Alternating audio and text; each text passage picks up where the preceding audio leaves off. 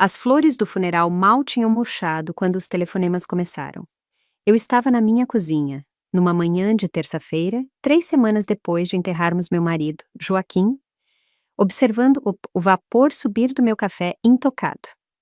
A caneca de cerâmica, aquela que dizia "melhor vovó do mundo", que minha neta, Gabriela, tinha me dado anos antes, parecia estranha nas minhas mãos agora. Tudo parecia estranho. A casa, meu reflexo no espelho do corredor, até minha própria voz quando eu atendia às ligações incessantes dos meus filhos. "Mãe, precisamos conversar sobre a casa." A voz do Leonardo tinha aquele tom familiar de impaciência mal contida, o mesmo que ele usava quando era adolescente e me pedia dinheiro. A única diferença era que agora, com 32 anos, ele não estava pedindo. Ele estava exigindo. Eu larguei a caneca sem beber um gole. "Bom dia para você também, Leonardo." "Não começa, mãe. A Luciana e eu estivemos conversando sobre a sua situação e, francamente, não é sustentável. Esta casa é grande demais para você sozinha. As parcelas do financiamento? Não há financiamento." As palavras saíram secas, diretas. Joaquim tinha quitado tudo havia 5 anos, mas eu nunca tinha mencionado isso aos meus filhos. Eles presumiram que ainda havia e eu os deixei pensar assim. Um silêncio. Depois, aquela risada seca e debochada, a mesma risada que ele tinha herdado do pai, embora Joaquim a usasse com carinho. Leonardo a empunhava como uma arma. "Mãe, por favor, a pensão do pai mal cobre seus remédios. Todos nós sabemos da dificuldade financeira que você está passando." Eu caminhei até a janela acima da pia, olhando para o jardim que Joaquim e eu tínhamos cuidado por 23 anos. As rosas precisavam ser podadas. A horta de temperos estava toda bagunçada. Tarefas que antes nos traziam alegria, agora eram monumentos a tudo que eu tinha perdido. "A sua preocupação me comove", eu disse, meu reflexo na janela me encarando. Cabelos grisalhos que precisavam de tinta, rugas que tinham ficado mais profundas no último mês. 63 anos de vida gravados em traços que ainda me surpreendiam nos espelhos. "Não seja dramática, a Denise concorda comigo. Achamos que você deveria considerar morar com um de nós." Denise concorda. Minha filha não tinha me ligado desde o funeral. Não tinha atendido quando eu liguei para ela. E quando exatamente Denise compartilhou essa opinião? Outro silêncio. Eu quase podia ver Leonardo passando a mão por seu cabelo ralo, um gesto que ele tinha pego do pai. Nós jantamos em família ontem à noite para discutir suas opções. Minhas opções. Como se eu fosse um problema a ser resolvido, em vez de uma pessoa que precisava de apoio. Entendi. Abri a geladeira, encarando os potes de lasanha e torta que vizinhos bem-intencionados tinham me trazido, mas que eu nem tinha tocado. E essas opções incluem vender a minha casa? Seria o mais sensato financeiramente. Você poderia ajudar a Luciana e eu com a entrada do nosso apartamento. Estamos de olho em um sobrado no bairro dos Jardins. E a Denise poderia usar uma ajudinha para a faculdade da Gabriela. É um ganha-ganha para todo mundo. Fechei a porta da geladeira com mais força do que o necessário. Um ganha-ganha. "Mãe, você sabe que eu não quis dizer isso assim." Mas ele tinha exatamente daquele jeito. Leonardo sempre foi transparente em seu egoísmo, até quando criança. Era quase revigorante, comparado à manipulação sutil da Denise.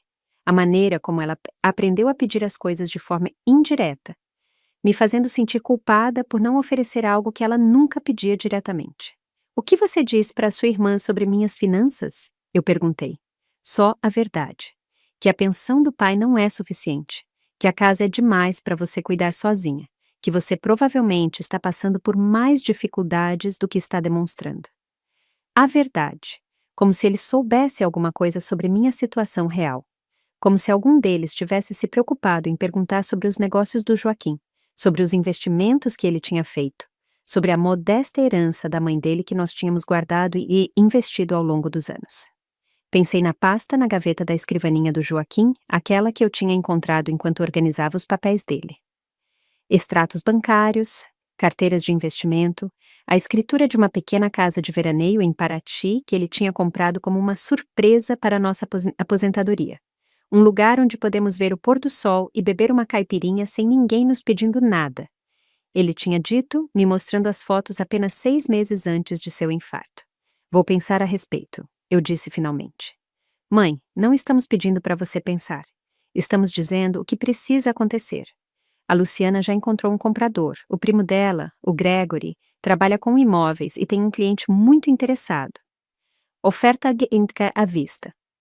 Fechamento rápido. Comece a fazer as malas. Minha mão se fechou com força no telefone.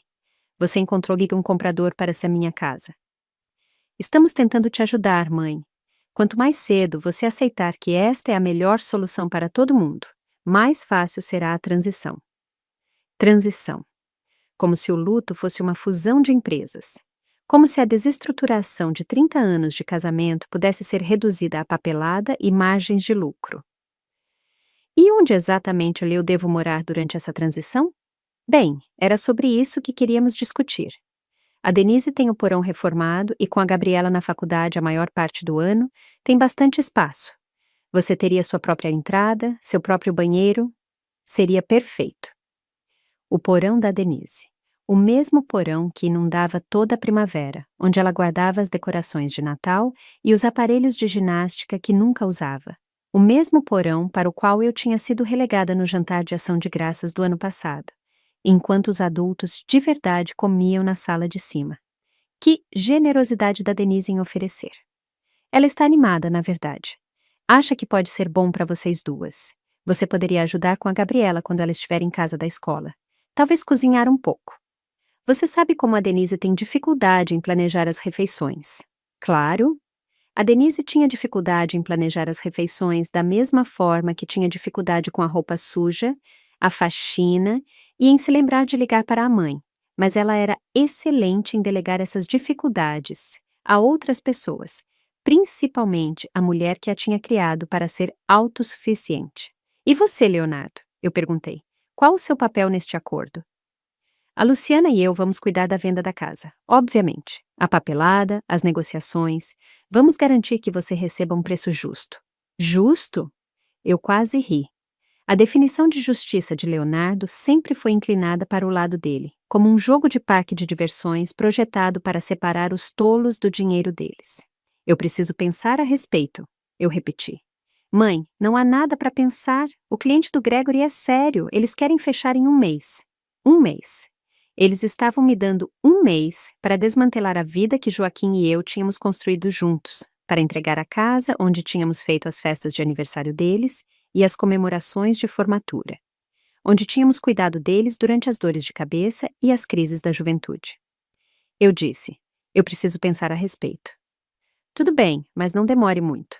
Oportunidades boas não esperam para sempre. A linha ficou muda. Eu fiquei parada na minha cozinha, segurando o telefone, ouvindo o silêncio repentino que parecia ecoar pela casa vazia. Lá fora, o cachorro de um vizinho latia. A porta de um carro bateu. A vida continuava seu ritmo normal enquanto a minha girava fora de controle. Eu fui até o escritório do Joaquim, para a escrivaninha onde ele tinha pago contas e planejado nosso futuro por mais de 20 anos. A pasta ainda estava lá, escondida sob antigas declarações de imposto de renda. Eu a peguei e espalhei o conteúdo sobre a superfície de madeira que tínhamos comprado em um leilão de móveis usados quando Leonardo ainda estava no ensino médio. Extratos bancários mostrando saldos que fariam os olhos dos meus filhos se arregalarem. Carteiras de investimento que tinham resistido às tempestades do mercado e saído mais fortes. A escritura da casa de veraneio em Paraty, com fotos de paredes brancas e uma varanda com vista para o mar. Joaquim era um homem calado, metódico em seu planejamento. Ele nunca se gabou de dinheiro, nunca ostentou nossa segurança. Deixe que eles pensem que estamos em dificuldades. Ele tinha dito uma vez, quando Leonardo pediu mais um empréstimo. Isso fortalece o caráter. Na época, eu achei que ele estava sendo cruel. Agora, eu entendi como sabedoria. Meu telefone vibrou. Uma mensagem de texto da Denise. Mãe, o Léo me contou sobre a casa. Sei que é difícil, mas é o melhor. A Gabi está tão animada em ter a vovó por perto. Mal posso esperar para discutir os detalhes. Gabriela, minha neta, que tinha passado os verões com Joaquim e comigo, que tinha aprendido a fazer bolos nesta cozinha e a plantar tomates neste jardim, que tinha me ligado toda semana durante o primeiro semestre da faculdade, com saudade de casa e sobrecarregada, buscando o conforto da avó que sempre tinha tempo para as histórias dela. Quando foi a última vez que a Gabriela me ligou? Há 2 meses? 3? Rolei a tela do meu celular procurando por mensagens recentes da minha neta.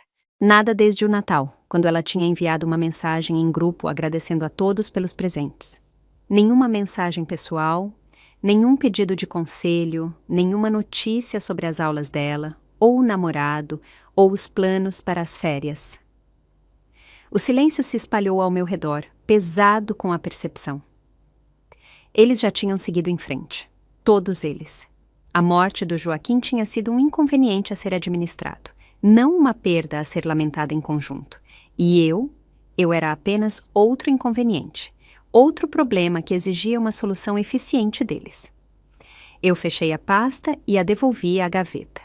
Então subi para o meu quarto, para o armário onde as roupas de Joaquim ainda estavam penduradas, ainda com o cheiro fraco do perfume dele. Peguei uma mala na prateleira de cima. Era a hora de começar a fazer as malas, mas não do tipo que o Leonardo esperava. O escritório de advocacia cheirava a couro e papel antigo, um aroma que me lembrava o escritório do Joaquim, mas que parecia infinitamente mais poderoso. Eu me sentei de frente para a doutora Conceição Andrade, a advogada da família que Joaquim tinha escolhido anos atrás. Uma mulher perspicaz de seus 50 anos, com cabelos prateados e olhos que não perdiam nada. Dona Michele, devo dizer que isso é extremamente incomum. Conceição espalhou os documentos sobre a sua mesa de mogno. Cada página impecável e oficial. Seu marido foi muito específico sobre essas contingências, mas eu nunca esperei que precisássemos implementá-las. Eu ajeitei meu vestido preto, o mesmo que eu tinha usado no funeral, e mantive a minha voz firme. Joaquim sempre disse que eu subestimava a capacidade das pessoas para o egoísmo. Estou começando a achar que ele estava me protegendo de uma verdade que eu não estava pronta para ver. Conceição balançou a cabeça, os dedos traçando a borda de um documento. O fundo de previdência que ele estabeleceu lhe dá controle total sobre todos os bens. Os filhos nunca foram nomeados beneficiários dos imóveis, apenas da apólice de seguro de vida. Todo o resto, a casa, os investimentos, a propriedade em Paraty, pertence inteiramente à senhora. E eles não sabem sobre a propriedade em Paraty. De acordo com as instruções de Joaquim, essa informação só deveria ser compartilhada com a senhora e apenas depois do período inicial de 30 dias após a morte dele. Conceição se recostou na cadeira. Ele parecia prever que seus filhos poderiam pressioná-la a tomar decisões precipitadas. Pressão. Que palavra educada para o que Leonardo tinha tentado. Pensei na voz dele ao telefone ontem, exigindo em vez de pedindo, me tratando como uma criança incompetente que não conseguia cuidar dos próprios negócios. A venda da casa que eles combinaram? Eu disse. Pode ser cancelada?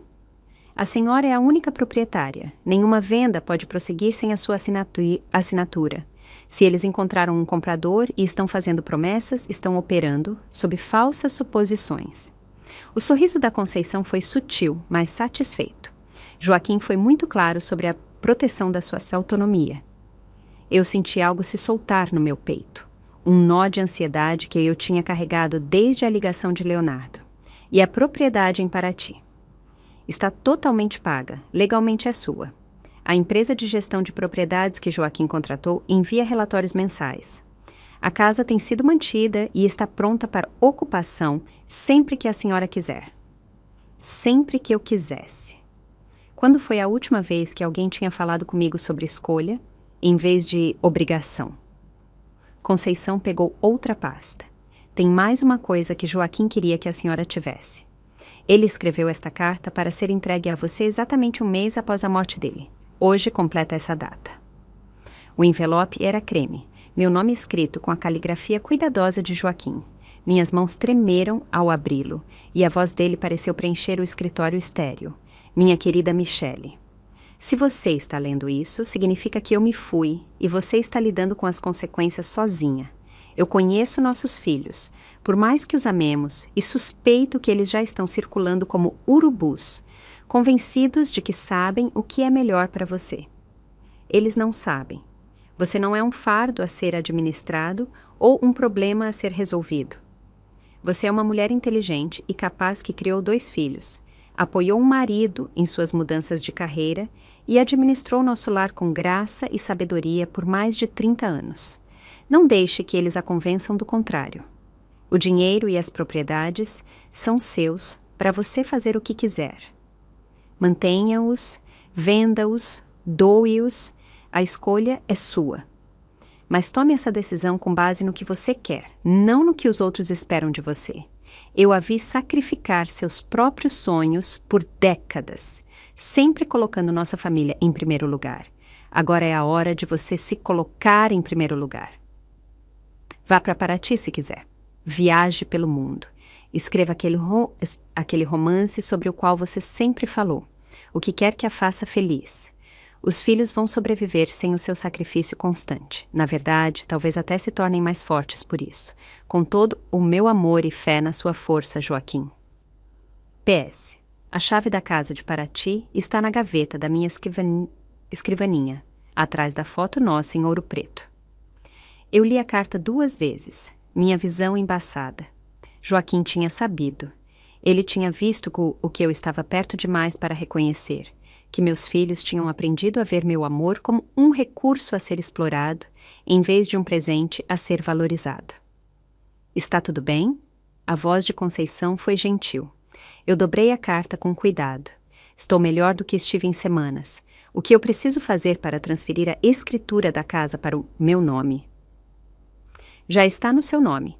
Joaquim removeu os filhos de todas as escrituras de propriedade há 3 anos, depois que o Leonardo pediu para ele ser fiador naquele investimento em um restaurante que faliu.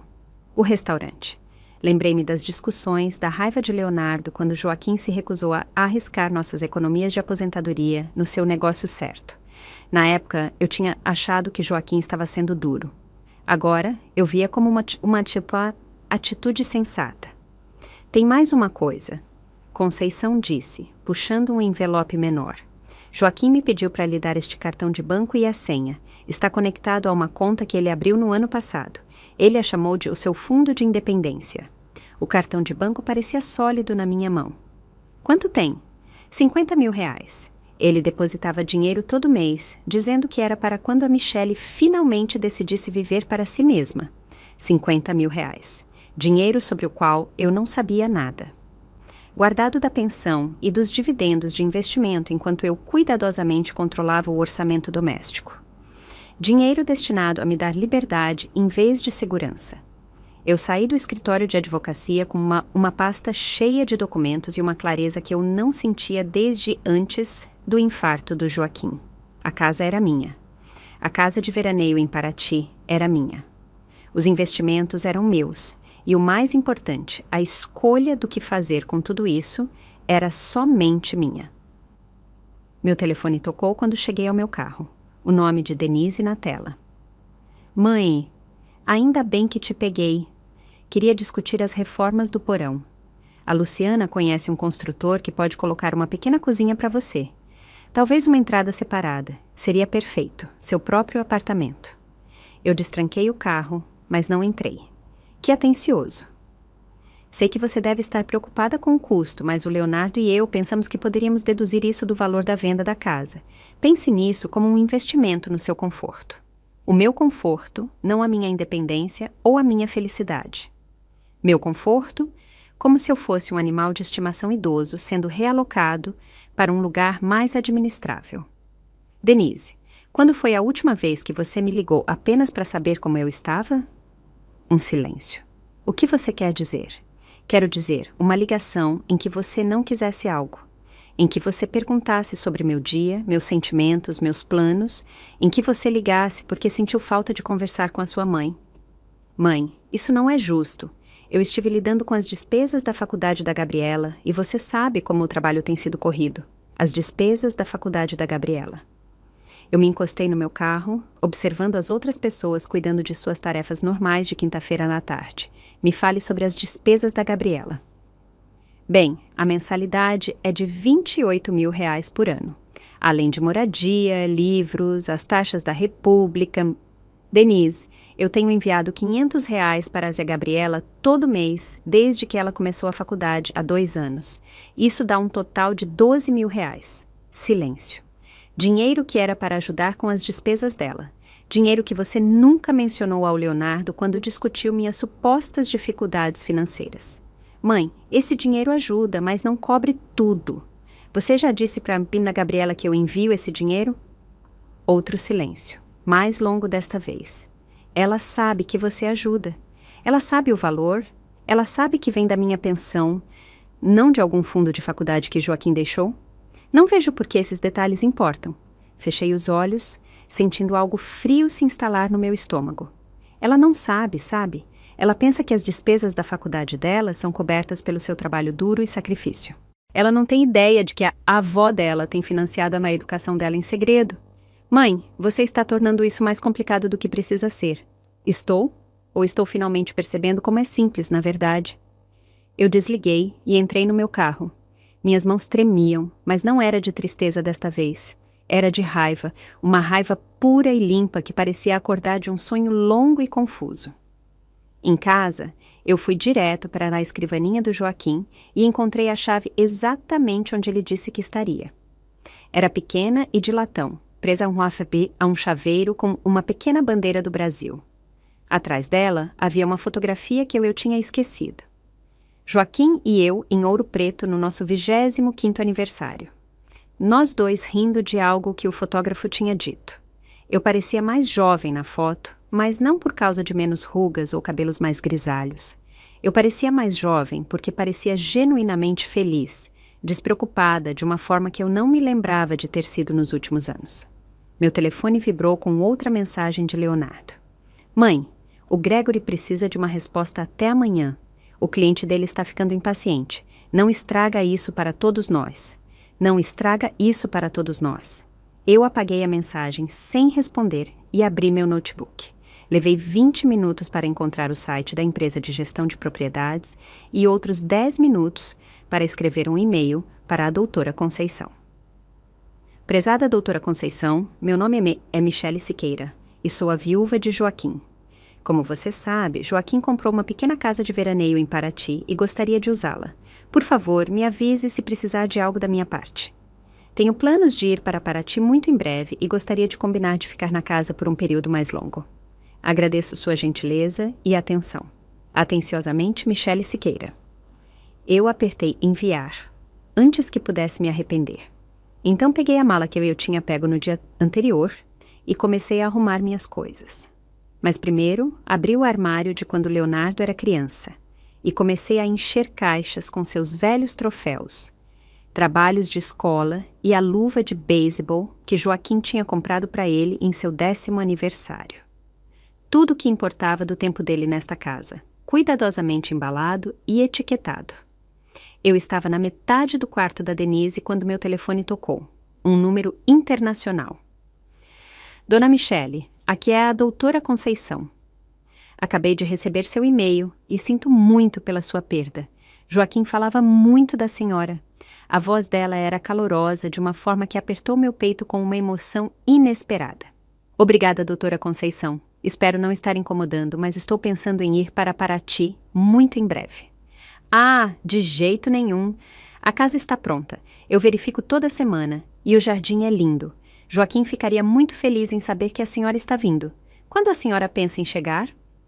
Eu olhei ao redor do quarto de infância de Denise, para as caixas de lembranças que eu estava embalando para os filhos, que me viam como um obstáculo para a herança deles.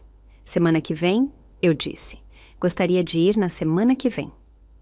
O caminhão de mudança chegou às 7 da manhã, exatamente quando o carro do Leonardo estacionou na minha garagem.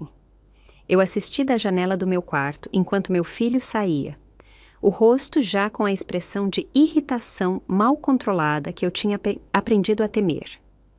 Ele estava usando seu terno de negócios, o bege que Luciana tinha escolhido para as entrevistas de emprego dele, e carregava uma pasta grossa com o que eu presumi serem documentos de venda da casa. Momento perfeito. Os carregadores eram homens eficientes e profissionais que tinham chegado exatamente no horário combinado.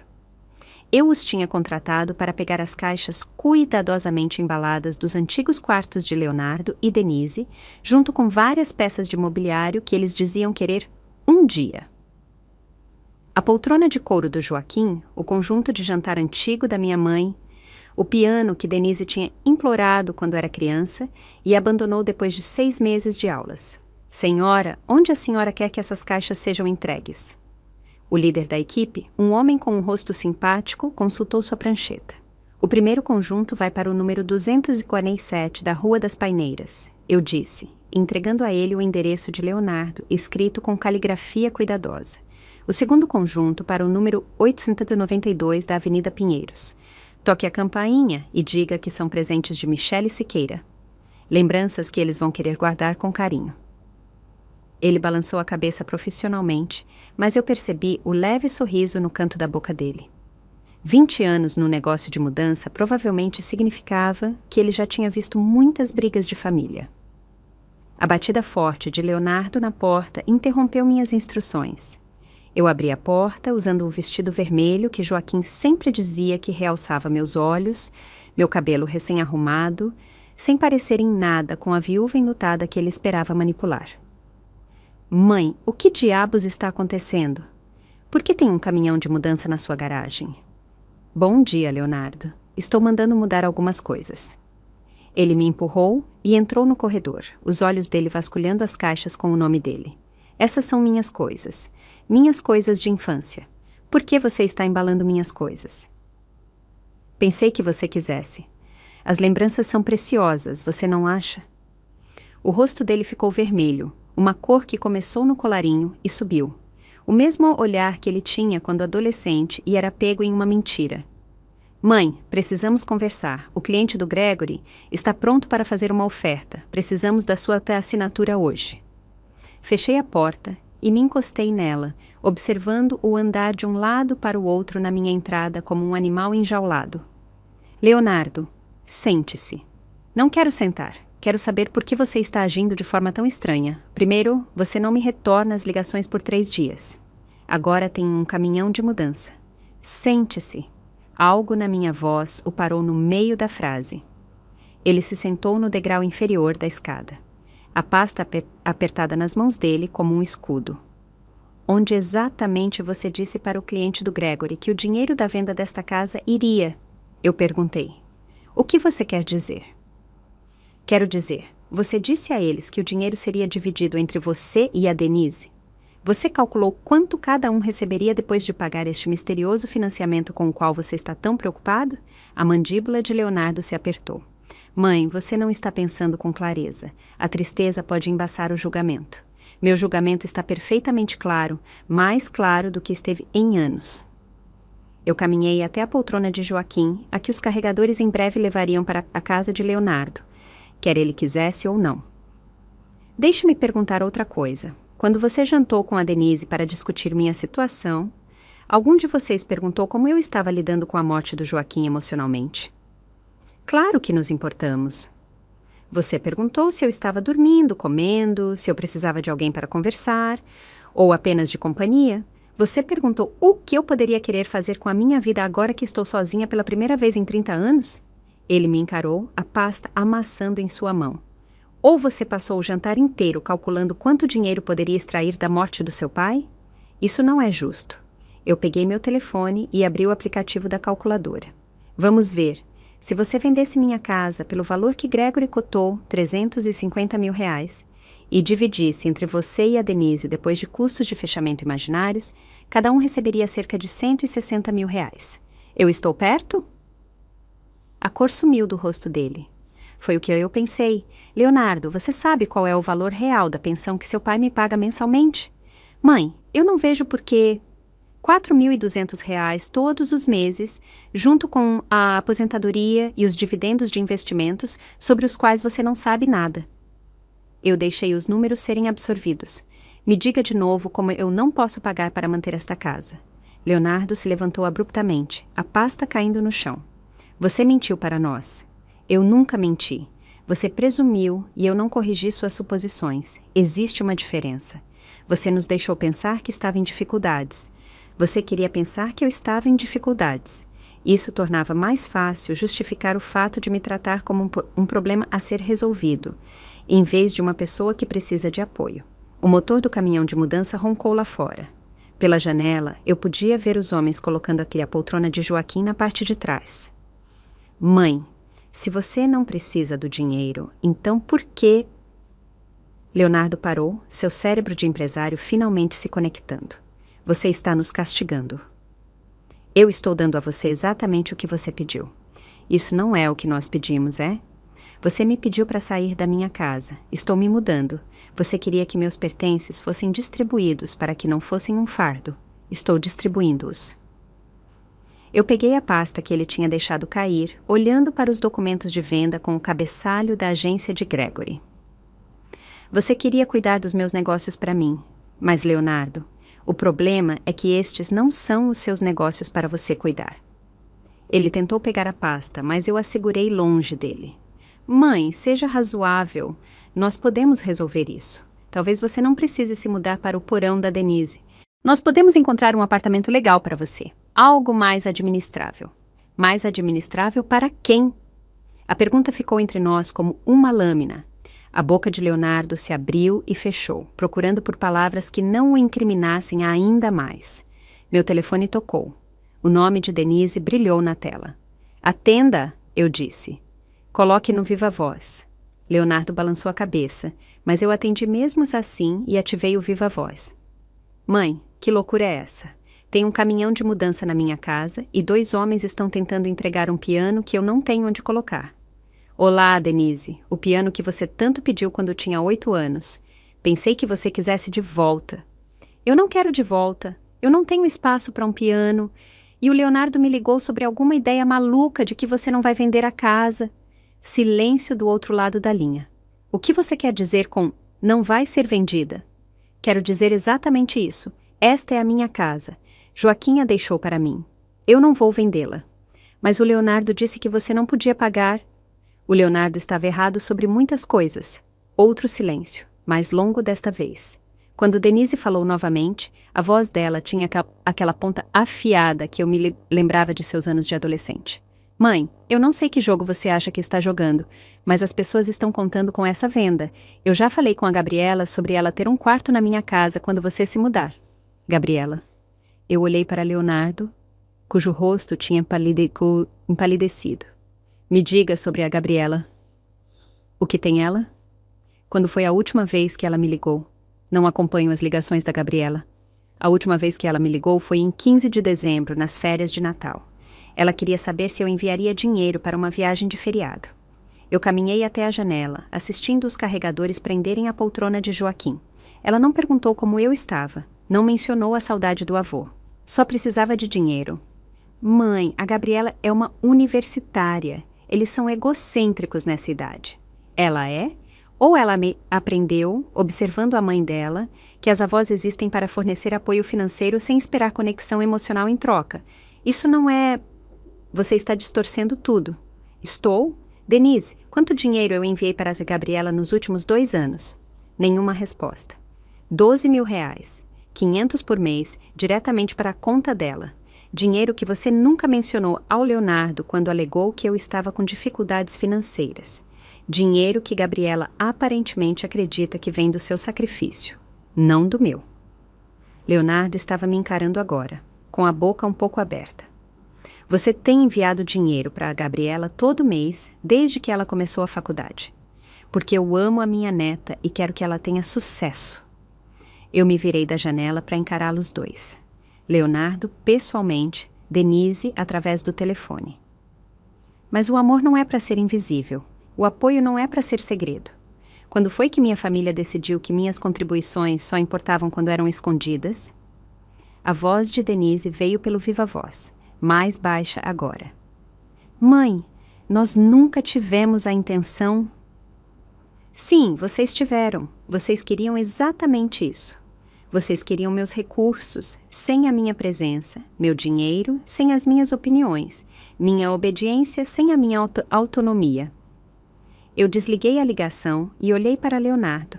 O caminhão de mudança estará na sua casa em 30 minutos. Sugiro que você arrume espaço para suas memórias de infância. Mãe, por favor, nós podemos consertar isso. Como? A pergunta o parou completamente. Eu podia vê-lo procurando as palavras certas, a frase mágica que restauraria o acesso dele aos meus recursos, sem exigir respeito ou um relacionamento genuíno.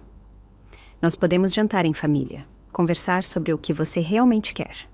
O que eu realmente quero? Eu ri, surpreendendo-me com o som. Leonardo, o que eu realmente quero é viver o resto da minha vida cercada por pessoas que me veem como mais do que uma fonte de financiamento de emergência. O que eu quero é acordar de manhã sem me perguntar qual dos meus filhos vai ligar com a mão estendida. O que eu quero é que sintam falta da minha companhia. Não que chorem o meu dinheiro. O motor do caminhão de mudança ligou lá fora. Leonardo se levantou, os documentos de negócios espalhados aos pés dele. Onde você vai? Eu sorri, o primeiro sorriso genuíno que eu tinha sentido em meses. Para algum lugar quente. Leonardo se abaixou para juntar os papéis, seus movimentos apressados e desesperados. Mãe, você não pode simplesmente desaparecer. Nós somos sua família. Somos? Ele olhou para mim do chão, e por um momento eu vi o menininho que costumava subir no meu colo depois dos pesadelos, que precisava de band-aids para os joelhos ralados e histórias para afastar a escuridão. Então ele se endireitou e o momento passou. Quando você volta? Eu abri a porta da frente, deixando a luz da manhã e o som do caminhão de mudança que se afastava entrarem. Eu aviso você. O voo para o Rio de Janeiro foi de 13 horas de clareza cristalina. Eu me sentei no assento da janela que Joaquim sempre preferia, observando o Oceano Atlântico se estender abaixo de nós como uma vasta promessa. A mulher ao meu lado, uma aposentada de Brasília que estava visitando a filha, tentou me puxar conversa durante a decolagem, mas algo na minha expressão deve tê-la afastado. Eu não estava pronta para conversas fúteis ou a intimidade casual de confissões de avião. Eu estava muito ocupada saboreando o silêncio do meu celular. Durante 3 dias depois que Leonardo saiu da minha casa, eles ligaram incessantemente. Leonardo, Denise, até Luciana, que nunca tinha me ligado de forma independente nos 5 anos em que ela estava casada com meu filho. As mensagens de voz começaram pedindo desculpas e se tornaram cada vez mais desesperadas. Mãe, acho que houve um mal-entendido. Michele, é a Luciana. O Leonardo está realmente chateado e acho que se pudéssemos apenas conversar... Mãe, a Gabi está fazendo perguntas sobre o dinheiro e eu não sei o que dizer a ela. Tudo bem, mãe. Você quer jogar? 2 pessoas podem jogar esse jogo. Não espere que a gente venha correndo quando você perceber o quão solitária você está. Essa última mensagem da Denise tinha cristalizado algo essencial. A ameaça era para me ferir. A sugestão de que eu voltaria rastejando, implorando pelo afeto condicional deles. Em vez disso, pareceu libertação. Eu tinha desligado meu telefone naquela noite e não o tinha ligado novamente desde então. A oficial de imigração no Rio era uma jovem com olhos gentis que carimbou meu passaporte com eficiência profissional. Objetivo da visita? Recomeçar, eu disse. Ela sorriu. O primeiro sorriso genuíno que eu tinha recebido de alguém com menos de 40 anos em meses. Bem-vinda ao Brasil, senhora. A doutora Conceição, minha advogada, estava me esperando na área de desembarque, exatamente como ela tinha prometido.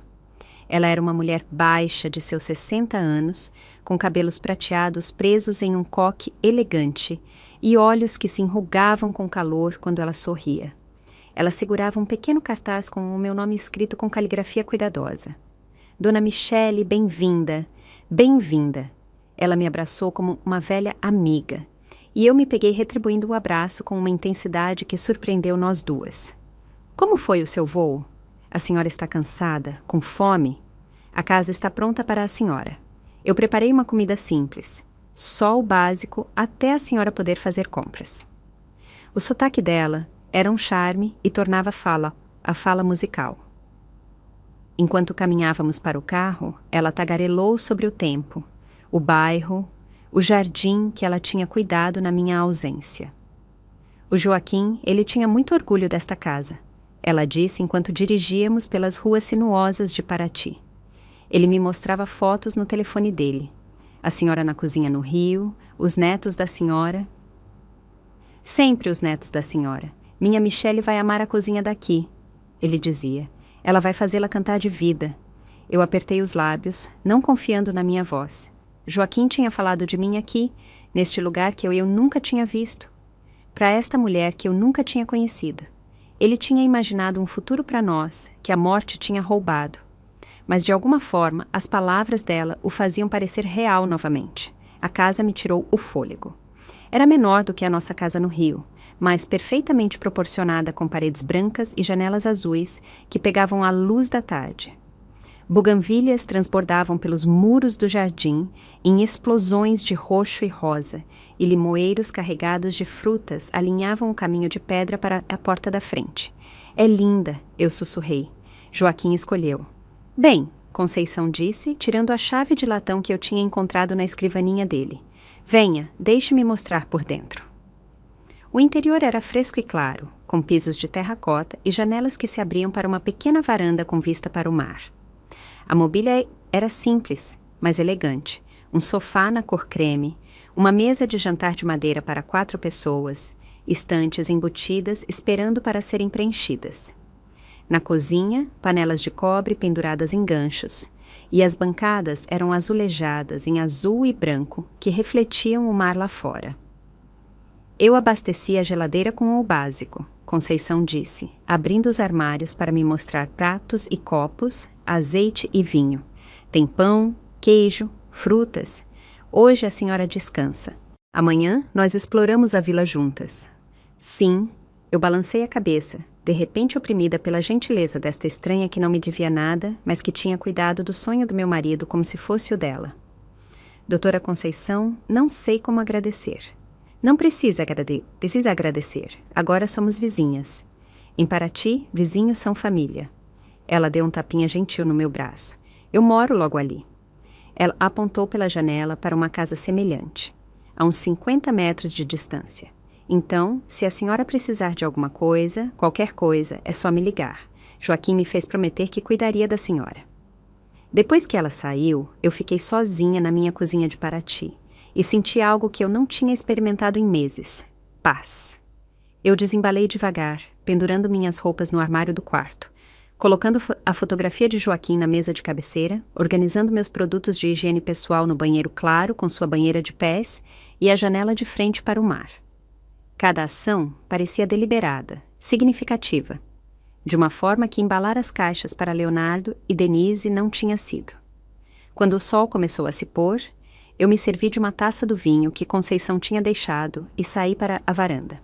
O mar se estendia infinitamente diante de mim, pintado em tons de ouro e coral pela luz que morria.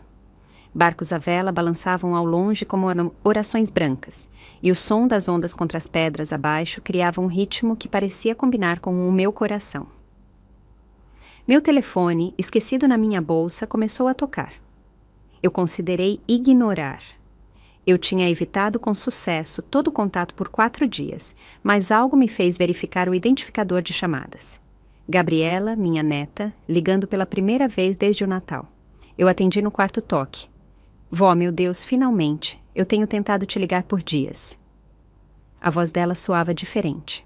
Não o direito casual ao qual eu tinha me acostumado, mas algo mais nítido, mais focado. Olá, Gabriela? Vó, onde você está? A mãe não me diz nada, exceto que você teve algum tipo de briga com ela e com o tio Léo, e agora você sumiu, e há todo esse drama estranho sobre uma venda de casa que não aconteceu. Gabriela, calma. Eu não posso me acalmar. Eu estou furiosa. Você sabe o que eu descobri? Você sabe o que a mãe me disse ontem? Eu me sentei em uma das cadeiras da varanda, observando a última luz desaparecer do céu. O que ela te disse? Ela me disse que você tem enviado dinheiro para minha faculdade. R$ 500 todo mês por 2 anos. Ela disse isso como se fosse um grande fardo que ela tinha escondido para me proteger. Mas... Vó... A voz da Gabriela falhou. Por que você não me disse? Por que eu não sabia? A dor na voz dela me cortou como uma lâmina. Sua mãe pensou que era melhor. Melhor para quem? Melhor para ela, para que ela pudesse levar o crédito pelas minhas mensalidades? Melhor para o tio Leonardo, para que ele pudesse fingir que você era pobre e precisava vender a sua casa? Gabriela estava chorando agora. Soluços feios que se espalharam pela ligação. Vó, eu estou com tanta vergonha, com tanta vergonha. Gabriela, você não tem do que ter vergonha. Sim, eu tenho. Eu os deixei me convencer de que você era apenas uma senhora triste e velha que precisava ser cuidada. Eu parei de ligar porque a mãe disse que você estava frágil e que poderia ficar muito apegada se eu conversasse demais com você. Ela disse que era mais saudável dar a você espaço para chorar. Mais saudável. Eu fechei os olhos, sentindo a brisa morna de Paraty carregar o cheiro de limões e água salgada. Então eu te dei espaço, Gabriela continuou, a voz dela ficando mais forte com a raiva. E, enquanto isso, você estava pagando minhas mensalidades e os custos dos meus livros e provavelmente minha viagem de feriado. E eu nunca nem te agradeci. Eu nunca nem perguntei como você estava sem o vovô Joaquim. Gabriela. E agora, eles estão dizendo para todo mundo que você teve algum tipo de crise e desapareceu. Ela fez uma pausa. Mas, vó, você não teve uma crise, teve? Você apenas finalmente se encheu da chatice deles. A palavra inesperada me fez sorrir, apesar de tudo. Linguagem, Gabriela. Desculpa, mas eu estou certa? Eu olhei para o mar que escurecia, para as luzes que começavam a piscar na vila abaixo. Sim, você está certa. Onde você está? Paraty. Paraty? Eu ouvi a mudança na voz dela, a surpresa substituindo a raiva. Tipo o Brasil? Seu avô comprou uma casa aqui para nossa aposentadoria. Eu estou sentada na varanda agora, olhando para o mar. Um longo silêncio, então suavemente. É bonito? É o lugar mais bonito que eu já vi. Vó, eu preciso te dizer uma coisa. Eu preciso pedir desculpas. Você não precisa se desculpar por nada, querida. Você foi enganada por pessoas em quem confiava. Isso não é culpa sua. Mas eu deveria ter sabido. Eu deveria ter ligado mais para você. Deveria ter feito perguntas. Gabriela, me escute. Eu me levantei, andando de um lado para o outro na pequena varanda, enquanto as primeiras estrelas apareciam acima. Você tem 20 anos. Seu trabalho agora é estudar e crescer e descobrir quem você quer se tornar. Não é seu trabalho administrar as finanças da família ou decifrar manipulações de adultos. Mas eu quero fazer melhor. Eu quero ser melhor. Então seja melhor. Ligue para mim porque você sente minha falta. Não porque você precisa de algo. Me visite porque você gosta da minha companhia. Não porque é obrigada. Me ame porque eu sou sua avó. Não porque eu pago suas contas. Outro silêncio. Eu posso te visitar em Paraty? A pergunta me pegou desprevenida. Gabriela, eu não sei por quanto tempo eu vou ficar aqui. Eu não me importo. Tenho as férias de faculdade em 3 semanas. Eu posso mudar meus planos, cancelar aquela viagem boba que você provavelmente pagou de qualquer forma e vir te ver. Eu quero conhecer a casa de veraneio dos sonhos do meu avô. Eu quero sentar naquela varanda e ouvir sobre sua nova vida.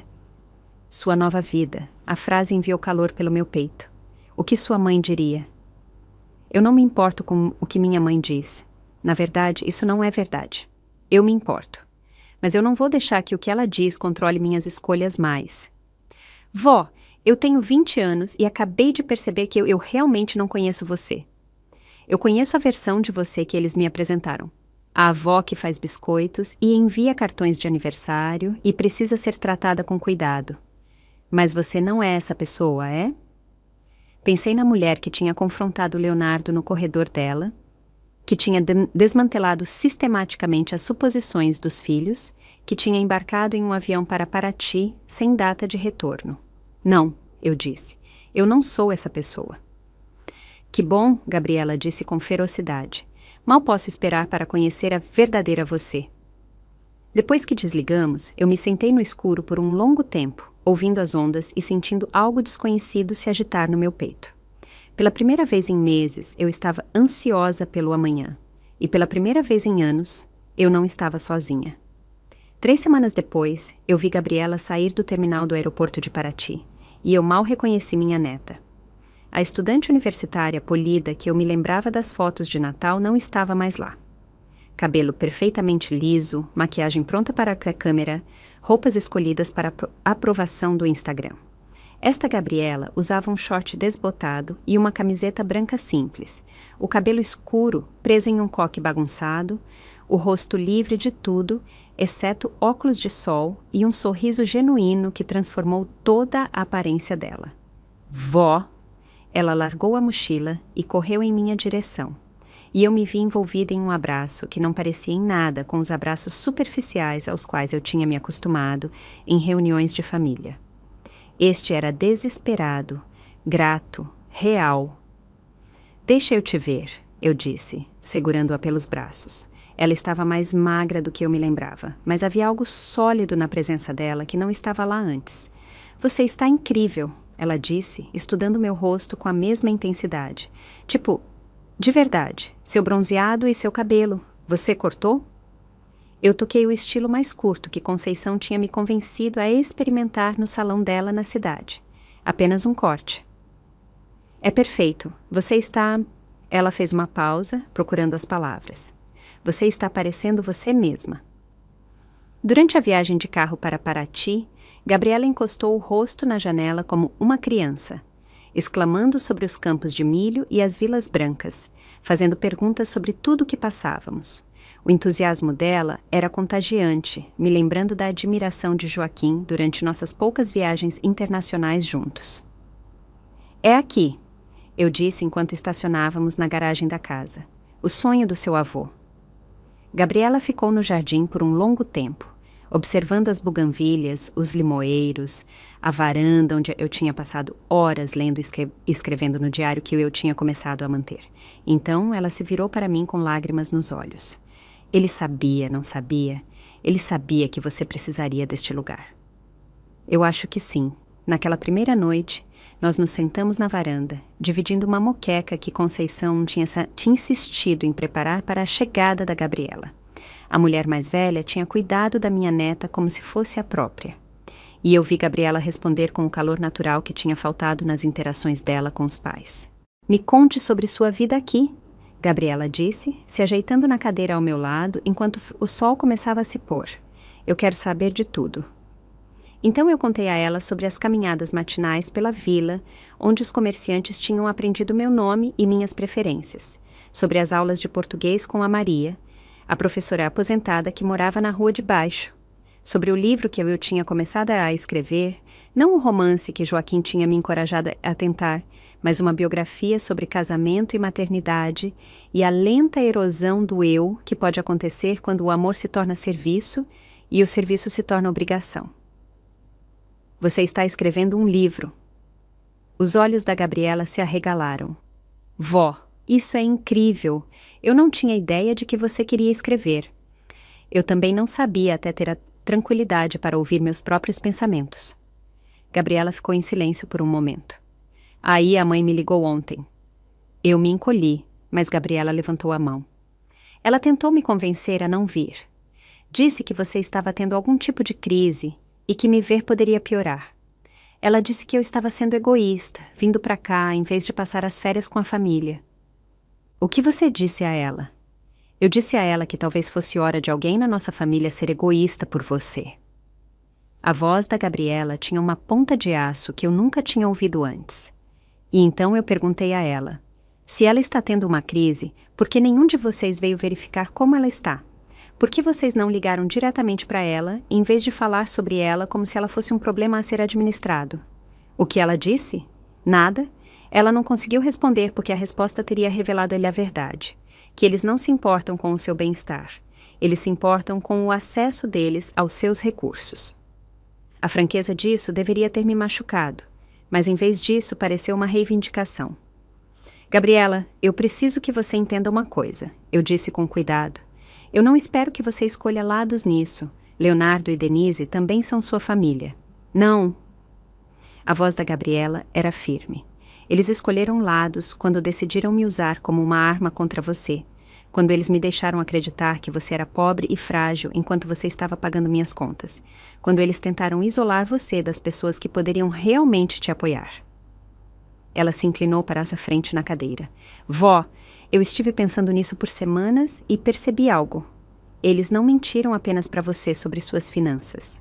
Eles mentiram para mim sobre você. O que você quer dizer?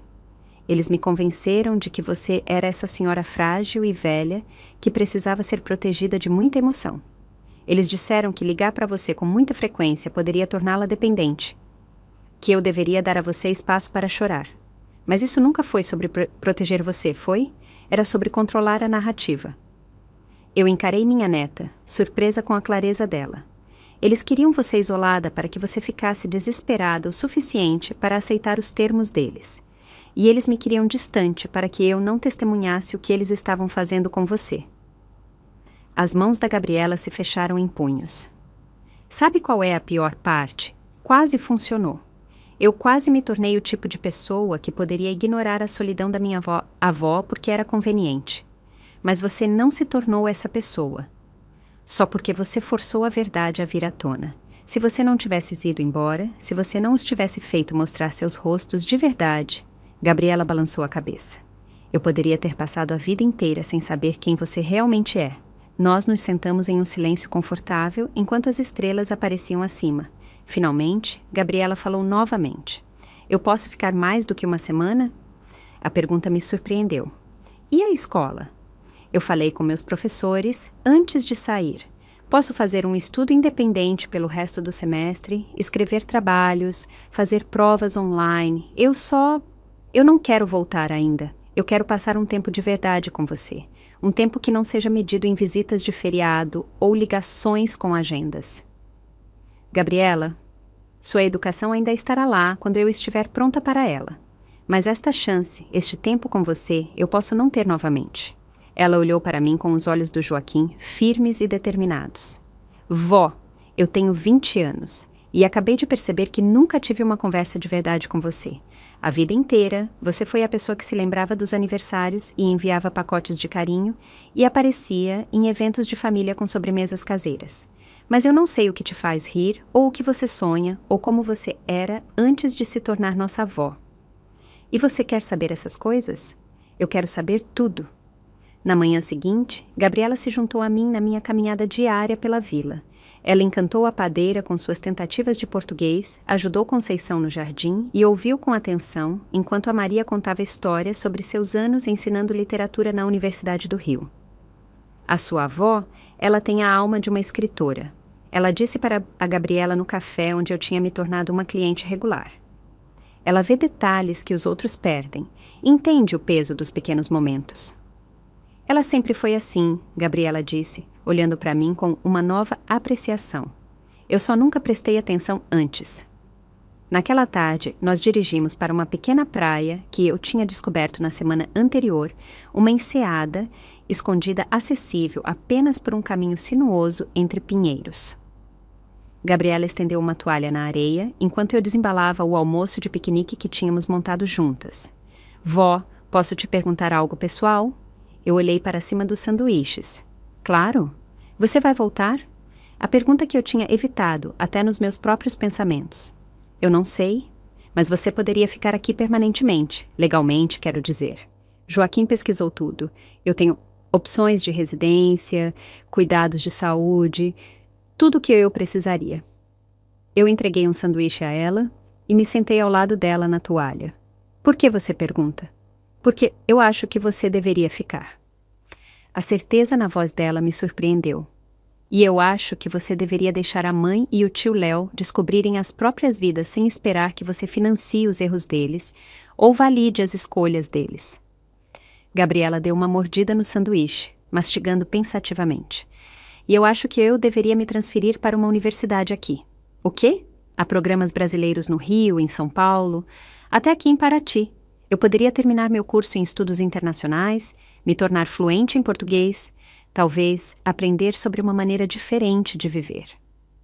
Ela olhou para o mar com uma expressão pensativa. Ou talvez eu pudesse tirar um ano sabático, trabalhar com a Conceição no estúdio de cerâmica dela, ajudar você com seu livro, descobrir quem eu sou quando não estou me apresentando para uma plateia. Gabriela, essa é uma decisão enorme. Assim como foi entrar em um avião para Paraty, assim como foi cortar o seu cabelo e escrever um livro e se recusar a vender a sua casa. Gabriela se virou para me encarar completamente. Vó, a vida inteira, eu estive tomando decisões com base no que as outras pessoas esperavam de mim, o que a mãe queria, o que meus professores queriam, o que minhas colegas de república achavam apropriado. Mas, sentada aqui com você, eu sinto que estou enxergando claramente pela primeira vez. O que você vê? Eu vejo que você não é a senhora frágil e velha que eles te pintaram. Você é provavelmente a pessoa mais forte que eu conheço. E eu vejo que eu não quero ser o tipo de pessoa que abandona alguém que eu amo porque é conveniente. A voz da Gabriela ficou mais forte. Eu quero ser o tipo de pessoa que aparece, que escolhe o amor em vez do conforto. A verdade em vez da conveniência. Gabriela, sua mãe nunca vai me perdoar se eu deixar você descarrilhar a sua vida. Isso não é descarrilhar a minha vida. Isso é salvá-la. Gabriela pegou minhas mãos, a pegada dela quente e firme. Vó, eu tenho 20 anos e acabei de perceber que nunca tive uma conversa de verdade com você. A vida inteira você tem sido a pessoa que se lembra dos aniversários e envia pacotes de carinho e aparece em eventos de família com sobremesas caseiras. Mas eu não sei o que te faz rir, ou com o que você sonha, ou como você era antes de se tornar nossa avó. E você quer saber essas coisas? Eu quero saber tudo. Na manhã seguinte, Gabriela se juntou a mim na minha caminhada diária pela vila. Ela encantou a padeira com suas tentativas de português, ajudou Conceição no jardim e ouviu com atenção enquanto a tia Maria contava histórias sobre seus anos ensinando literatura na Universidade do Rio. A sua avó, ela tem a alma de uma escritora. Ela disse para Gabriela no café, onde eu tinha me tornado uma cliente regular. Ela vê detalhes que os outros perdem, entende o peso dos pequenos momentos. Ela sempre foi assim, Gabriela disse, olhando para mim com uma nova apreciação. Eu só nunca prestei atenção antes. Naquela tarde, nós dirigimos para uma pequena praia que eu tinha descoberto na semana anterior. Uma enseada escondida, acessível apenas por um caminho sinuoso entre pinheiros. Gabriela estendeu uma toalha na areia, enquanto eu desembalava o almoço de piquenique que tínhamos montado juntas. Vó, posso te perguntar algo pessoal? Eu olhei para cima dos sanduíches. Claro. Você vai voltar? A pergunta que eu tinha evitado até nos meus próprios pensamentos. Eu não sei. Mas você poderia ficar aqui permanentemente? Legalmente, quero dizer? Joaquim pesquisou tudo. Eu tenho opções de residência, cuidados de saúde, tudo o que eu precisaria. Eu entreguei um sanduíche a ela e me sentei ao lado dela na toalha. Por que você pergunta? Porque eu acho que você deveria ficar. A certeza na voz dela me surpreendeu. E eu acho que você deveria deixar a mãe e o tio Léo descobrirem as próprias vidas sem esperar que você financie os erros deles ou valide as escolhas deles. Gabriela deu uma mordida no sanduíche, mastigando pensativamente. E eu acho que eu deveria me transferir para uma universidade aqui. O quê? Há programas brasileiros no Rio, em São Paulo, até aqui em Paraty. Eu poderia terminar meu curso em estudos internacionais, me tornar fluente em português, talvez aprender sobre uma maneira diferente de viver. Ela olhou para o mar com uma expressão pensativa. Ou talvez eu pudesse tirar um ano sabático, trabalhar com a Conceição no estúdio de cerâmica dela, ajudar você com seu livro, descobrir quem eu sou quando não estou me apresentando para uma plateia. Gabriela, essa é uma decisão enorme, assim como foi entrar em um avião para Paraty. Assim como foi cortar o seu cabelo e escrever um livro e se recusar a vender a sua casa. Gabriela se virou para me encarar completamente. Vó, a vida inteira, eu estive tomando decisões com base no que as outras pessoas esperavam de mim, o que a mãe queria, o que meus professores queriam, o que minhas colegas de república achavam apropriado. Mas sentada aqui com você, eu sinto que estou enxergando claramente pela primeira vez. O que você vê? Eu vejo que você não é a senhora frágil e velha que eles te pintaram. Você é provavelmente a pessoa mais forte que eu conheço. E eu vejo que eu não quero ser o tipo de pessoa que abandona alguém que eu amo porque é conveniente. A voz da Gabriela ficou mais forte. Eu quero ser o tipo de pessoa que aparece, que escolhe o amor em vez do conforto, a verdade em vez da conveniência. Gabriela, sua mãe nunca vai me perdoar se eu deixar você descarrilhar a sua vida. Isso não é descarrilhar a minha vida. Isso é salvá-la. Gabriela pegou minhas mãos, a pegada dela quente e firme. Vó, eu estava dormindo enquanto passava pela faculdade, fazendo as coisas mecanicamente porque era esperado. Mas eu estou acordada agora e eu quero passar o meu tempo acordada com alguém que me veja como mais do que um projeto a ser administrado. Naquela noite, nós ligamos para a universidade juntas e arranjamos a licença temporária da Gabriela. Em seguida, ligamos para a doutora Conceição para perguntar sobre o aprendizado no estúdio de cerâmica. Finalmente, com o sol de Paraty se pondo atrás de nós e o som das ondas fornecendo uma trilha sonora para a nossa conversa, Gabriela fez uma última ligação para a mãe dela. Mãe, é a Gabriela. Eu vou estender a minha estadia no Brasil. Não, eu não estou tendo uma crise. Eu estou tendo um grande momento. Eu entendo que você esteja com raiva, mas eu tenho 20 anos e eu posso decidir como eu gasto meu tempo. Na verdade, mãe, é exatamente isso que eu estou fazendo. Eu estou escolhendo a vovó porque ela é a única pessoa na nossa família que me tratou como se eu importasse mais do que o que eu posso fornecer. Gabriela encerrou a ligação e desligou o telefone. Algum arrependimento? Eu perguntei. Ela sorriu, o sorriso do Joaquim, cheio de determinação silenciosa. Apenas um, que me levou 20 anos para descobrir a qual lugar eu pertenço. Enquanto nos sentamos juntas na minha varanda de Paraty, assistindo as estrelas aparecerem sobre o mar, eu percebi que a minha história de perda tinha se tornado uma história de descoberta. Eu tinha perdido a ilusão de uma família que exigia meu enfraquecimento, mas eu tinha encontrado a realidade de uma família que celebrava a minha força. E pela primeira vez, desde a morte do Joaquim, eu não estava apenas sobrevivendo. Eu estava florescendo. Se você gostou da minha história, pode me apoiar fazendo uma doação. Assim eu consigo escrever muitas outras histórias como essa. Muito obrigado desde já. E você? O que faria no lugar dessa pessoa? Quero muito saber a sua opinião, então escreve aqui nos comentários. Fico sempre curioso para saber o que vocês acham. Ah, e me conta também onde você ouviu essa história. Se quiser ouvir mais histórias de vida como essa, curte o vídeo e se inscreve no canal. Tem muitas outras esperando por você. Um grande abraço e até a próxima!